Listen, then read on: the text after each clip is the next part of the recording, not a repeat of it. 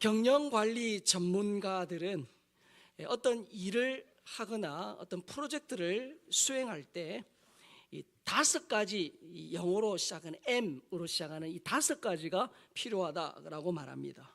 자, 그런데 이 5가지 M은요, 회사를 경영할 때뿐만 아니라 교회 사역에서도 꼭 필요한 것입니다. 제가 교회 사역에 좀 접목해서 그렇게 말씀을 한번 드려보겠습니다.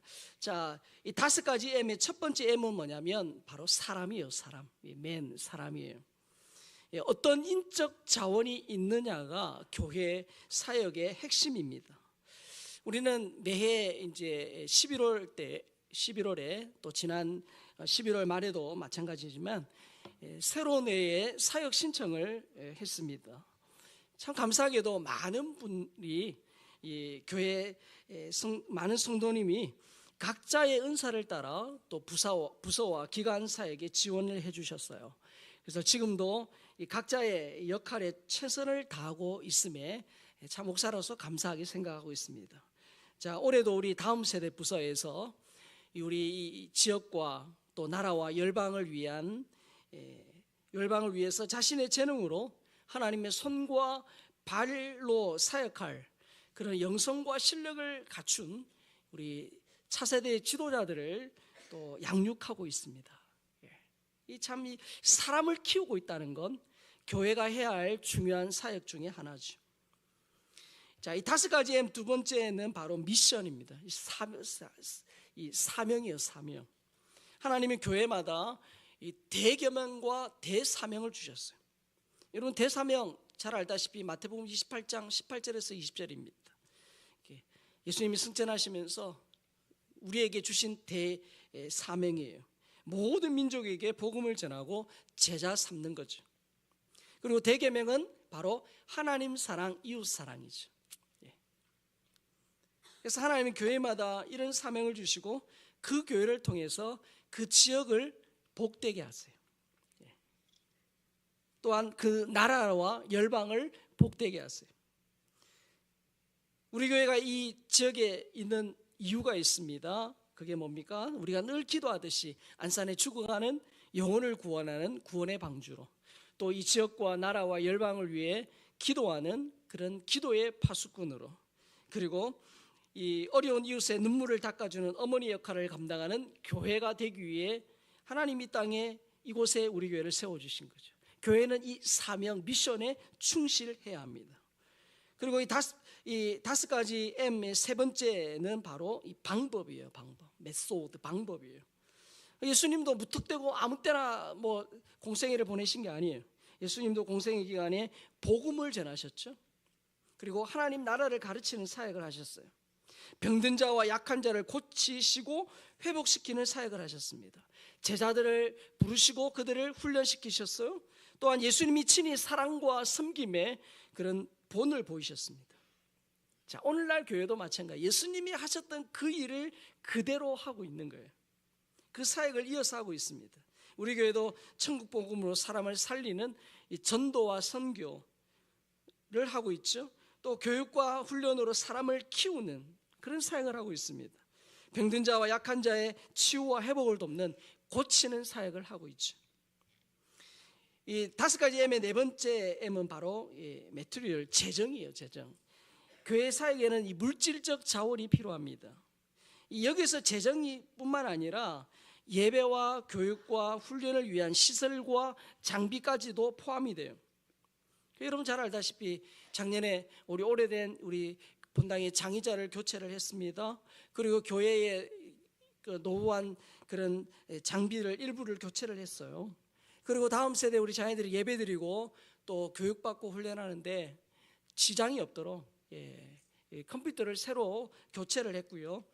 우리 빔 프로젝트가 자꾸 흐려지니까 아예 그냥 대형 모니터를 설치를 했습니다. 그러니까 여러분들이 정성껏 드리는 그 모든 헌금이 교회의 이 5대 사역, 즉 전도와 선교, 그리고 예배, 소그룹 교제, 교육과 훈련, 그리고 봉사사역, 이 5대 사역에 그렇게 사용이 된 거죠. 그래서 우리가 드리는 헌금은 교회의 이 하드웨어인 건물과 또 소프트웨어인 이 사람을 키우는 데 계속 사용이 될 겁니다. 자, 그리고 이 마지막 5번째 M은 바로 평가입니다. 평가. 사역이 효과적으로 이루어지는지 측정하고 평가하는 과정이 필요해요. 자, 이 일을 잘하기 위해서 당회가 있고 또 재직회가 있고 공동회의가 있는 거예요.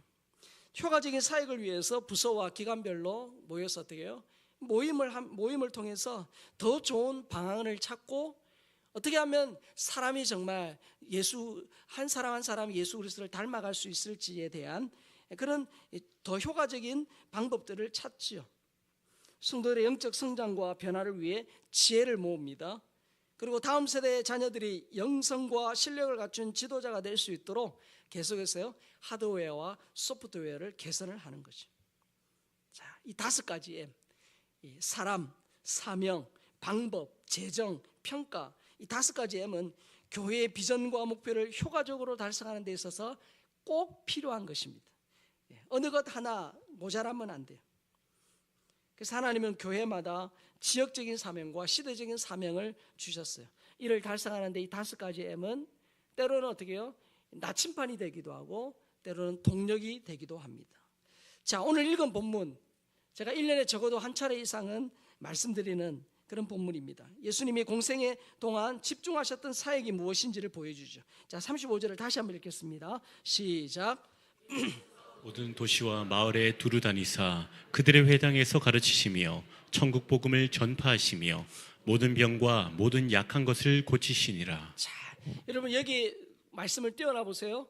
이 말씀은 예수님께서 이 땅에서 집중해서 하셨던 3대 사역이 나와요. 첫 번째는 뭐냐면 이 바로 예수님이 모든 도시와 마을에 두루 다니시면서 어떻게 해요? 복음을 전하시는 거예요. 왜요?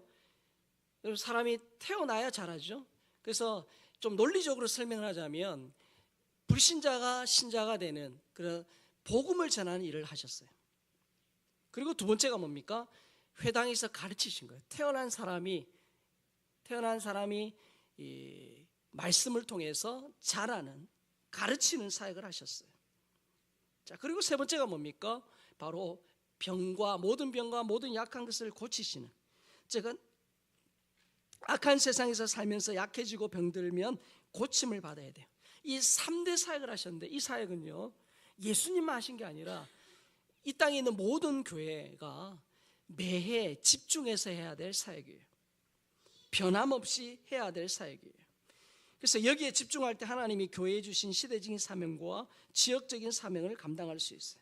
그래서 예수님은 공생의 기간 동안 한번 따라해 봅시다. 천국 복음으로 사람을 살리고 키우고 고치는 생명사역, 이 사역에 집중을 하셨다는 거예요.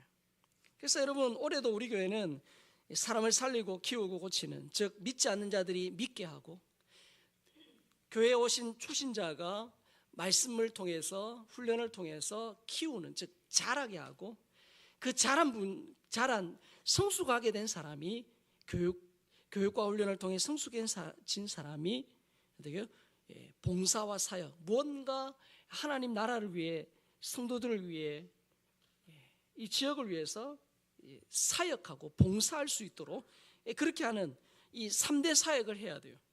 자, 그런데 이 3대 사역을 교회에서 실천할 수 있는 5개 분야로 좀 세밀하게 살펴보려고 합니다.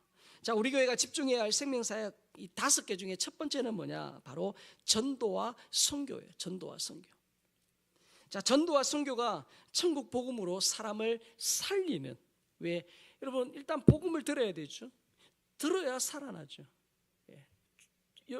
이 영혼이 죽었던 사람이 복음을 들어야 삽니다.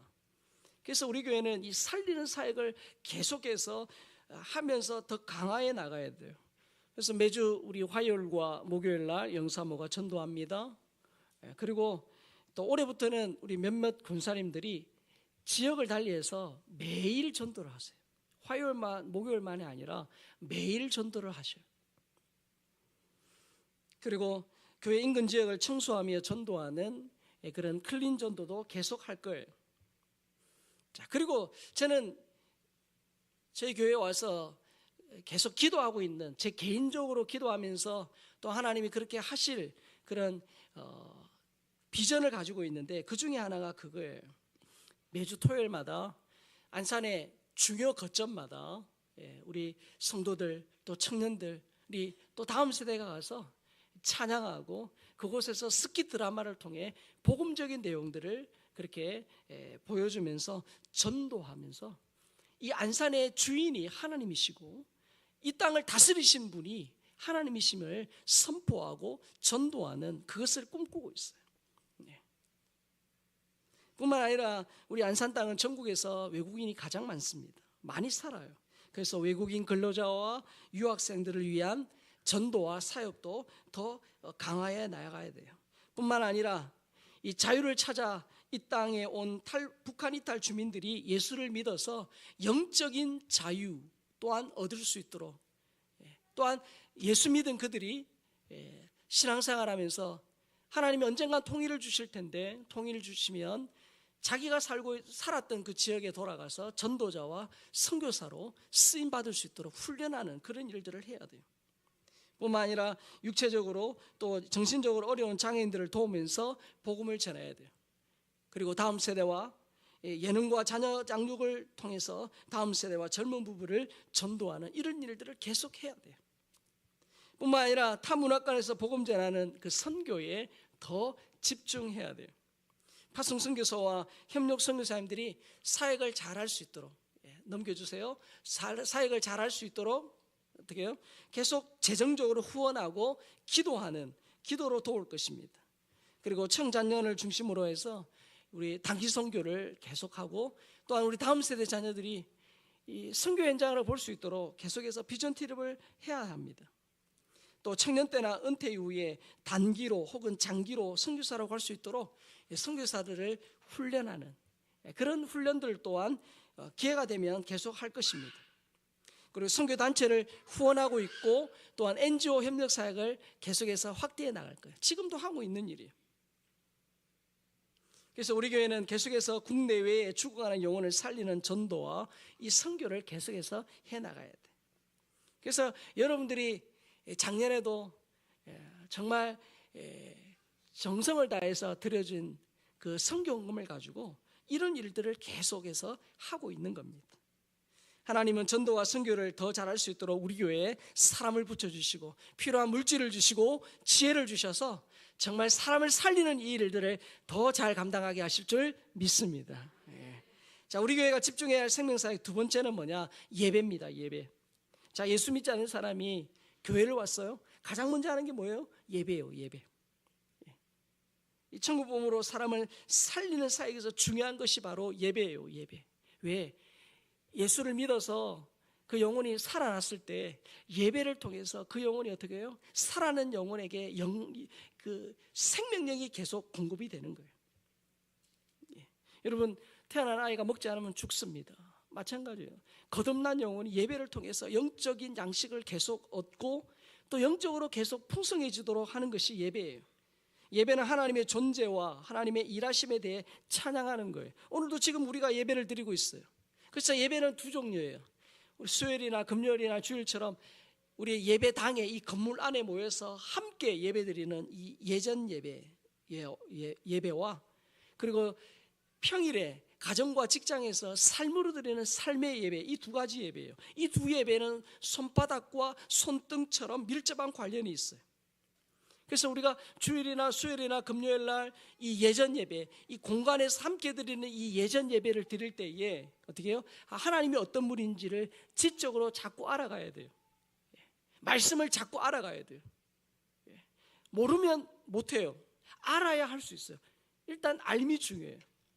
그리고 아는 것에서 그치면 안 돼요. 하나님이 나의 아버지가 되시고 내 삶을 책임지고 나를 가장적으로 인도하신다는 내 인생의 주인이라는 사실 앞에 우리가 마음으로 정말 믿고 확신하는 그런 과정이 필요해요. 그리고 알고 머리로 알고 가슴으로 느껴도 삶으로 우리가 주중에 가정과 직장과 학교에서 들은 말씀대로 믿은 대로 살겠다라는 의지적인 결단, 이것이 필요해요. 예전 예배에서 이 세 가지가 반드시 있어야 돼요. 알고 느끼고 그리고 내가 그렇게 살겠노라 분명한 결단과 확신이 필요해요. 그래서 예전 예배에서 지정의, 즉 전인적인 하나님과의 만남이 있어야 돼요. 그래야 주중에 가정과 직장과 또 학교에서 삶의 예배, 세상의 빛과 소금의 역할을 감당하는 그런 삶의 예배에서도 승리할 수 있어요. 그래서 선순환이 계속 일어나야 돼요. 예전 예배에서 은혜 받고 삶의 예배에서 그 영향력을 드러내고, 그러면서 또 한 주간의 삶 가운데 역사하셨던 하나님에 대해서 예전 예배에 와서 감사하고 또 하나님 은혜를 충만히 받고 삶의 예배를 가고, 선순환이 계속 일어나야 돼요. 여러분, 하나님의 형상대로 지음을 받은 인간이 언제 가장 행복할까요? 세상은 말합니다. 돈이 많으면 행복하다라고 말해요. 자, 그런데 여러분, 우리 돈이 많아서 침대는 살 수 있지만 정말 베개만 베면 골아 떨어지는 그런 이 숙면은요, 돈이 아무리 많아도, 그래서 뭐 수면 클리닉에 가서 이렇게 저렇게 돈을 써도 불면에 시달리는 사람이 많아요. 책은 살 수 있지만 두뇌는 살 수 없어요. 우리가 음식을 살 수 있지만 식욕은 살 수 있느냐? 그렇지 않아요. 장식품은 살 수 있지만 아름다움은 살 수 없고요. 약은 살 수 있지만 건강은 살 수 없어요. 집은 살 수 있지만 홈 스위트 홈, 그 정말 가정의 아름다움, 그 행복한 가정은 돈으로 살 수 없어요. 그래서 여러분, 돈이 행복을 주는 것 틀린 말은 아니지만 그 돈이 주는 행복은 잠깐이고 제한적이에요. 진짜 행복은 뭐냐? 나를 만드신 그 창조주 하나님을 알고 믿고 섬기고 그 창조주 하나님과 만날 때 예수님 안에서 주는 행복이 진짜 행복이고 영원한 행복이고 풍성한 행복인 줄 믿습니다. 진짜 행복이에요. 예배는 인간이 행복의 원천인 하나님을 만날 수 있는 가장 소중한 시간이에요. 이 예배 가운데 하나님의 말씀을 듣고 기도하고 찬양하고 결단한 이것이 하나님과의 만남의 가장 중요한 그런 요소들을 가지고 있는 게 예배예요. 그래서 예배가 중요해요. 그래서 주일 예배를 하나님 앞에 믿음으로 드리지 않으면 월요일부터 토요일까지 삶의 예배에서도 승리할 수가 어려워요. 그래서 예배를 드리다가 죽은 영혼이 살아나요. 말씀을 듣다가 죽은 영혼이 살아나요.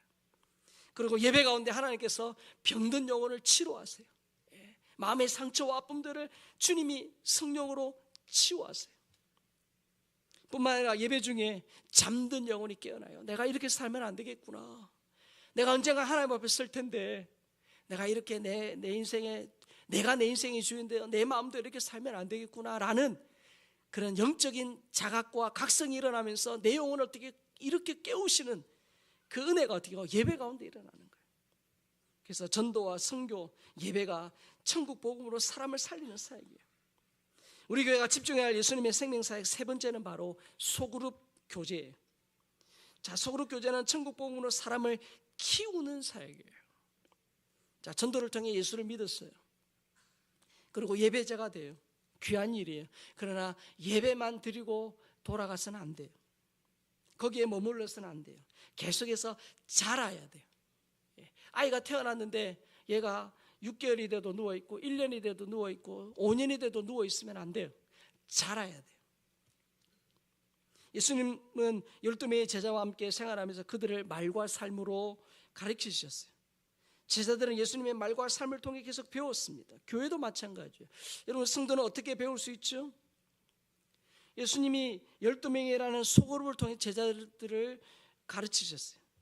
자, 그래서 현대교회에 어떻게 보면 정말 현대교회가 건강하냐 건강하지 않느냐의 척도 중에 하나가 소그룹 교제예요. 자, 히브리서 10장 25절 말씀 보겠습니다. 모이기를 피하는 어떤 사람들의 습관과 같이 하지 말고 오직 권하여 그날이 가까움을 볼수록 더욱 그리하자. 자, 말세가 될수록 더욱 모여라, 그렇게 말합니다. 자, 그런데 말세가 될수록 교회에서 함께 모이는 이 대그룹 모임과 소그룹 모임의 동반 약화 현상이 자꾸 일어나요. 둘 다 약해져요. 자, 그런데 이 현대 그리스도인들은 익명성이 보장되는 대그룹 예배는 그래도 참석을 하는데 자신을 오픈하고 그리고 이 다른 사람들과 맞추면서 교제해야 되는 이 소그룹 교제는 모임은 꺼려해요. 그게 현대 그리스도인들의 특징 중에 하나예요. 코로나 시기를 지나가면서 소그룹 모임이 더 약화됐어요. 자, 그러나 여러분, 말세가 될수록 더 어떻게 해요? 소그룹 교제가 중요해요. 왜냐? 여러분, 물론 대그룹에서 설교를 통해서 교육하는 것도 큰 의미가 있어요. 자, 그런데 몸은 여기 지금 앉아 계시지만 정신은 지금 딴 데 가 계신 분들이 있을 수 있거든요. 그럴 수 있어요. 자, 근데 소그룹에서는 5명, 4명, 3명, 뭐 6, 7명이 모여서 말씀을 나누고 서로 어떻게 해요? 본인이 생각했던 것들을 나누잖아요. 제가 설교 중간에 집사님, 제가 지금 하신 얘기가 무슨 얘기인지 아시겠어요? 물어볼 수도 없고 대답도 안 하시잖아요. 맞죠? 대그룹에서는 그게 불가능해요. 자, 근데 소그룹에서 어떻게 해요? 목자가 묻고 질문하고 답하고 이것들이 계속 상호작용이 일어나거든요. 그래서 예수님이 12명이라는 소그룹 안에서 그들을 교육하신 거예요. 예수님이 능력이 없으셔서 12명 하신 게 아니에요. 예수님 능력 많으셔서 5,000명, 10,000명, 10만 명 모아놓고 훈련할 수 있어요. 그러나 그런 이 대그룹에서의 그 역동성이 떨어지기 때문에 예수님이 그렇게 하신 거예요. 그래서 목장 예배 참석해서 서로 기도합니다. 서로 이끌어주고 때로는 들은 말씀을 가지고 나누고 자신의 고민을 말하면서 어떻게 해요?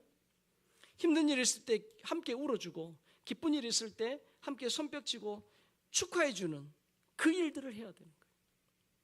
여러분, 맹수가 사냥하는 장면 보셨죠? 무리에서 이탈하면 밥이 돼요. 마찬가지예요. 마귀와 이단의 표적이 돼요. 무리에서 이탈하면 그렇게 돼요. 그래서 여러분, 목장이나 혹은 기관에 찬양대나 찬양팀이나 교사나 어떤 그 안에 들어가 있지 않으면 어떻게 해요? 서로 보고 듣고 배워야 되는 이 잘하는 이것이 더딜 수밖에 없습니다. 자, 우리 교회가 집중해야 할 생명사의 네 번째는 바로 교육과 훈련이에요. 사람을 키우는 사역의 핵심이 교육과 훈련이에요. 우리 아이들이 때가 되면 학교 가잖아요. 그래서 초중고, 대학, 대학원, 뭐 요즘 평생교육은 그러잖아요. 그래서 어떻게 해요? 계속 하나님의 말씀을 배우는 일들을 하셔야 돼요. 그래서 계속해서 어성경 읽어진을 통해서 성경을 객관적으로 보고 말씀을 계속 읽도록, 그냥 성경 강의만 듣고 끝내는 것이 아니라 계속 어때요? 성경을 읽었는지 안 읽었는지 체크하고 확인하고 함께하는 그런 훈련들을 하는 거예요. 그리고 다음 달에는 또 단기 코스 세미나를 할 겁니다. 그때 많이 참석하세요. 또한 필요한 전도 훈련을 할 것이고, 그리고 금요일을 통해서 2단 교육 작년에도 했는데 올해도 할 겁니다. 또 필요에 따라 아버지 학교, 어머니 학교의 위탁 교육을 할 거예요. 다음 세대 우리 자녀들이 성경적인 세계관으로 무장해서 바른 가치관을 정립할 수 있도록 그런 교육들을 계속합니다. 그리고 다음 달에는 특별히 창조과학 전문가를 모셔가지고 창조론에 대해서, 아이들이 학교에서 비록 진화론을 배우지만 그것은 교육 과정에서 배우는 거지 진짜는 어떻게 해요? 하나님이 창조하셨다. 이 우주 만물을 창조하셨고 너를 만드신 분이다. 하나님이 너를 만드셨기 때문에 그 하나님을 만날 때에 그 하나님이 주시는 비전과 사명이 있다. 그것을 위해서 지금 네가 공부하고 실력을 갖춰야 된다. 분명한 성경적인 가치관을 가르쳐줘야 돼요. 여러분들이 땀과 눈물로 수고해드린, 작년에도 드린 그 장학헌금이 이런 교육과 훈련에 쓰였어요. 작년에 여러분들이 드린 장학헌금으로 어려운 학생들, 또 신학생들을 돕는 일을 했어요. 특별히 또 2차례 특별 새벽 기도회 때 나온 개근한 학생들을 그렇게 또 장학금을 지급했지요. 또 악기를 배우고 또 뭔가 교회에서 필요한 교육을 위해서 계속 그런 일들을 한 거예요. 어성경 읽어진의 캠프에 참석한 학생들을 지원을 하고, 특별히 하나님의 손과 발이 되어 지역과 나라와 열방을 위해 일할 다음 세대를 키우는 이 일에 어떻게 해요? 그 여러분들이 드리는 헌금이 사용이 된 거예요. 자, 우리가 교회가 집중해야 될 마지막 5번째가 뭐냐? 바로 봉사와 사역이에요. 천국복음으로 사람을 고치는 이 일, 그 고치는 일이 바로 봉사와 사역이에요.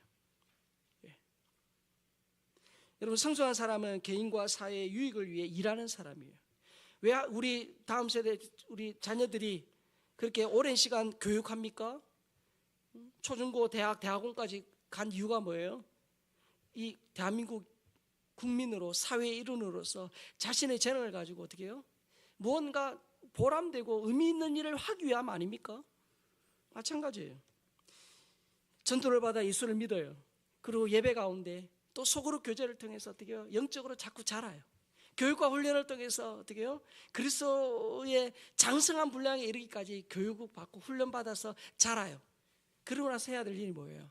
하나님 나라를 위해서, 성도를 위해서 뭔가 자신의 재능을 가지고 봉사하고 사역하는 이 일을 하는 거예요. 그러니까 여러분, 이거는 사람의 일생을 따라 이 5대 사역이 이 5가지 분야가 되어 있는 거죠. 이 봉사와 사역의 현장에서 하나님과 손과 발로 일해야 돼요. 이 지역에 소외되고 눈물 흘리는 사람들의 눈물을 닦아주는 교회, 성도가 되어야 돼요. 그래서 여러분들이 작년에 드린 그 구제헌금으로 교회 안팎의 어려운 사람들을 돕는 일들을 계속했어요. 수혜를 입은 교회, 그 교회를 지원을 하고 어려운 목회자님, 큰 수술을 하고 또 재정적으로 어려워서 제때 치료받지 못하는 목회자들을 돕는 그 일들을 했어요. 그리고 북한 이탈 주민을 돕는 여고교에서도 도왔고, 우리가 따로 헌금을 통해서도 이 사역을 하는 교회를 도왔어요. 이주 외국인 사역을 후원을 하고, 그리고 아동 보호기관, 이 부모의 버림받고 부모의 사랑을 받지 못하는 그 아이들을, 어려운 이웃 아이들을 돕는 그 기관을 돕는 그 일을 했어요. 그리고 지역의 어르신들을 섬기고 우리 장애우들을 섬기는 일에 그런 일들을 했습니다. 자, 잠언 11장 24절 25절 같이 읽겠습니다. 흩어 구제하여도 더욱 구하게 되는 일이 있나니 과도히 아껴도 가난하게 될 뿐이니라. 구제를 좋아하는 자는 풍족하여질 것이요 남을 윤택하게 하는 자는 자기도 윤택하여지리라. 저는 이 말씀을 믿어요. 그래서 저는 제 개인적으로도 또 교회 하는 것 외에 제 개인적으로도 성경금이나 구제에 대한 부분들을 하고 있어요. 왜요? 이 말씀을 믿기 때문에. 그리고 우리 교회도 마찬가지예요. 우리 교회는 담 쌓고 우리끼리 높은 담 쌓고 우리끼리 모아가지고 우리끼리 잘 먹고 잘 사는 그런 교회 되면 안 돼요. 길을 내고 이웃을 복되게 하는, 자꾸 흘려보내야 돼요. 그래야 지금 샘은 퍼내면 자꾸 이렇게 나오듯이 그 일들을 계속하는 거예요. 상처나고 병든 사람들의 마음을 보듬어주고 예수님 안에서 치료받도록 교회에 주신 사명에 그렇게 충성해야 합니다. 자, 지금까지 우리 교회가 집중해야 할 5가지 사역, 이거는 여러분 제가 1년에 적어도 한 차례는 말씀드리는 거예요. 머리에 새기시라는 거예요. 아, 우리 교회 이런 비전을 가지고 이렇게 나아가구나 라는 것을 아시라는 거예요. 전도와 선교 살리는 거죠. 예배 살리는 거예요. 소그룹 교제, 교육과 훈련 키우는 거예요. 그리고 마지막 5번째, 봉사와 사역이에요. 고치는 사역. 어느 것 하나 부족하지 않도록 해야 돼요. 자, 기도하면서 하나님께서 길을 열어주시면 열어주시는 만큼 할 거예요. 제가 여러 가지 것들을 많이 던졌지만 지금도 하고 있지만 앞으로 해야 할 것들도 있어요. 자, 분명한 건 뭡니까? 우리가 해야 할 일들이 많아요. 안 하려면 모르지만 해야 할 일들이 굉장히 많아요. 제가 다 말씀드리지 않은 것도 있어요. 왜? 한꺼번에 많이 드려봤자 여러분들이 질리실까 봐. 때가 되면 하나님이 또 사람을 붙여주시고 하나님이 물질을 채우시고 지혜 주시는 대로 계속 해 나갈 거예요. 자, 근데 이걸 저 혼자 하느냐? 아니에요. 저 혼자 할 수 없어요. 그리고 저 혼자 했어도 안 돼요. 모든 성도들과 함께 기도하며 일들을 해야 돼요. 자, 우리 교회가 집중해야 할 이 생명사역에 어떻게 동참할 수 있는가? 예전에도 말씀드렸죠. 첫 번째가 뭐예요? 기도하는 거예요. 아, 우리 교회가 이런 일을 하는 거예요. 예수님이 이런 일을 하셨고 우리 교회 또한 이런 일을 하는구나. 교회가 집중해야 할 이 5가지 분야, 여러분들이 이 5가지 분야를 기억하시고 기도해 주셔야 돼요. 하나님, 전도와 선교, 예배, 소그룹 교제, 교육과 훈련, 봉사와 사역, 하나님 이 5가지 분야에 어느 것 하나 모자람이 없도록 하나님 계속해서 서로 어떻게 해요? 잘 될 수 있도록 주여 도와 주옵소서. 우리가 기도할 때 예수님의 핏값으로 세워진 교회, 하나님의 사랑하는 백성들을 위해 하나님께서 일하실 줄 믿습니다. 기도할 때. 자, 그래서 저 말을 한번 우리 같이 읽어볼까요? 시작. 우리가 일하면 우리가 일하지만 우리가 기도하면 하나님이 일하신다. 맞아요. 우리가 기도할 때 하나님이 일하세요. 여러분, 기도하는 일은 다 하실 수 있잖아요, 그렇죠? 우리 교회가 집중해야 할 생명사에 동참할 수 있는 두 번째 방법은 뭐냐? 직접 참여함으로요. 여러분들 영사모 전도에 참여하시면 돼요. 올해도 여름에 있는 단기선교, 그 단기선교에 여러분들이 직접 참여하시면 돼요. 올해도 지역의 어르신들을 섬기고 장애우들을 또 섬기는 행사를 할 거예요. 그리고 다음 주에 바자회 하잖아요. 그 바자회 수익금으로 우리 교회 지금 열심히 신앙생활 하시다가 이제 연세가 많이 드셔서 교회 오지 못해서 요양원에 계시는 분들을 돌아보고, 또 교회 오시지 못하는 분들, 가정에 있는 분들, 그분들을 찾아가는 거예요. 찾아가서 어떻게 해요? 그분들을 섬기고, 이번에는 여기에서 이렇게 세뱃돈을 딱 주셨더라고요. 제가 받아놔서 지금 몇 분 지금 찾아갔고 다음 주에 또 찾아갈 거예요. 그러면서 어떻게 해요? 그분들을 돌아보고 우리 교회가 지금 잊지 않고 기도하고 있다. 신앙 안에 믿음으로 쓰시라. 그들을 격려하고 하는 일들을 하는 거예요. 그런 일들을 여러분들이 참여하시는 거예요. 이 일에 여러분의 시간과 재능을 동참해 주셔야 돼요. 그래서 여러분 지금부터 건강관리 잘 하시고 또 재정관리 잘 하셔가지고 은퇴 이후에 내가 일정 기간은 적어도 내가 선교 현장에 가서 짧게 혹은 길게 내가 선교하는, 그래서 그 선교사님들 가서 어떻게 해요? 그 선교사님들 말벗이 되어주는 것도 중요한 일이에요. 선교사님들 있는 그곳에 가셔서 여러분들이 음식을 잘 하신다면 그래서 거기 가서 어떻게 해요? 그 선교사님들을 음식으로도 섬길 수 있어요. 여러분들이 잘하는 한국어 있잖아요. 여러분 한국어에 대해서는 탁월하잖아요, 맞죠? 그 한국어를 배우고 싶은 외국인들이 너무 많아요. 그들 가서 한국어 가르쳐 주셔도 돼요. 자, 베드로전서 4장 10절 같이 읽겠습니다. 시작. 각각 은사를 받은 대로 하나님의 여러 가지 은혜를 맡은 선한 청지기같이 서로 봉사하라. 하나님께 주신 시간과 재능을 하나님과 이웃을 위해 봉사할 때 거기에 어떻게 해요? 참 행복이 있어요. 자, 우리 교회가 집중해야 할 생명사역에 동참할 수 있는 세 번째는 바로 뭡니까? 물질을 드림으로, 기도함으로, 참여함으로, 물질을 드림으로. 예수님이 돈에 대해 하신 말씀이 마태복음 6장 21절에 있어요. 같이 읽겠습니다. 시작. 내 보물이 있는 그곳에는 내 마음도 있느니라. 무슨 말이에요? 그 사람이 어디에 돈을 쓰는지 보면 그 사람의 관심이 어디에 있는지를 알 수 있다는 거예요. 자, 오늘 우리가 2부 예배 후에 정기 재직회를 하겠지만 작년에 참 어려움에도 많은 성도님들이 물질로 헌신하셨어요. 어려운 중에도 선교를 위해서 또 우리 다음 세대를 위해 어려운 이웃을 위해 물질을 드렸어요. 자, 우리 교회는 예전부터 매 초가 되면 선교와 구제와 장학에 대한 헌금 작정을 해요. 작정을 하는 이유는 뭐냐? 그냥 할 수도 있지만 내가 하나님 앞에 그래도 결단하고 믿음으로 드립니다라는 그것을 통해서 일들을 하는데요. 제가 목사로서 감사한 것은 우리 모든 성도님들이 어느 한 분이 뭐 크게 이것보다 더 중요한 건 뭐냐? 거의 모든 성도님들이 이 일에 함께 하신다는 건 너무 감사한 일이에요. 액수에 상관없이 모든 성도님들이 작년에도 참가해 주셨어요. 동참해 주셨어요.